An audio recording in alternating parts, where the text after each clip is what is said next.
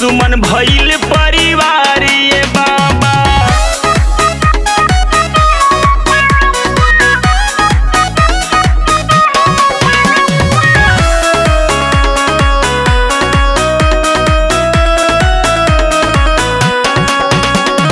लागता कि केहू नहीं देव घर जाई, लागता कि केहू नहीं देव घर जाई। सबही भइल बात बाहे बाबा, सबही भइल बातवा है ये बाबा। आंसू के जलावा तो फोटो पर चढ़ाईब, आंसू के जलावा तो फोटो पे चढ़ाईब। कैसे के जाइब दरबार ये बाबा, कैसे के जाइब दरबार ये बाबा।